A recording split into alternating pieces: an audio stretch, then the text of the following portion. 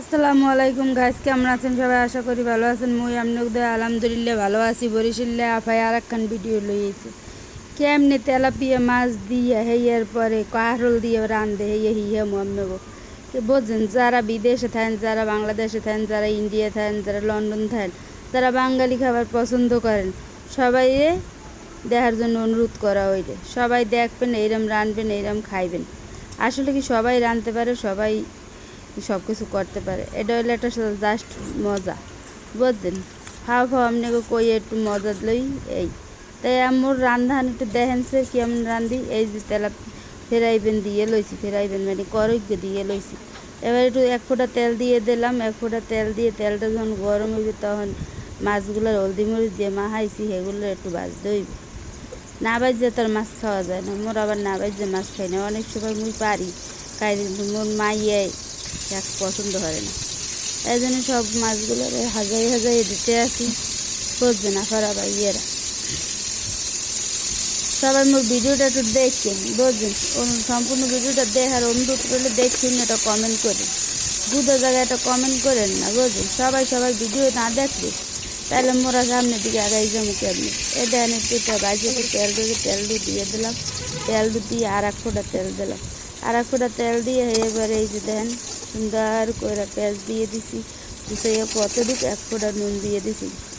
এখন সুন্দর ভাজতে হইবে। ভাজার পর এই দেখেন কি হরতে আসিনি, এরম আপনারা হজে হজে রান্না খাইবেন। এটা খুব স্বাদ লাগবে, বুঝছেন? খুব মজায় মুখ মারবে। এবার করে 2 চামচ আদা রসুন বাটা দিয়ে দিছি। পরিমাণ মতোই দেবেন, যেরূপ যার লাগে, যে যখন তরকারি রান্না। ওই মরিচের গুঁড়ো, হলদির গুঁড়ো এই দিয়ে দিলাম।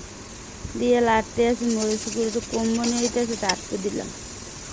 দিয়ে এরপর সুন্দর একটু হুড়ো দিয়ে 2-3 বার করে বলতে হইবে মশলাটা করে যখন বোনা হইবে তখন আপনার কারল দিয়ে দিতে হইবে। তাই যে দেখেন আমি বনতেই আসি মোর বোটা মোড়ে হয়ই না।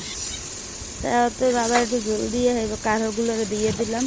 কারণ কারলটা বনবো ওই মশলার লাগে সুন্দর করে। এই যে সুন্দর করে বলতে আসি।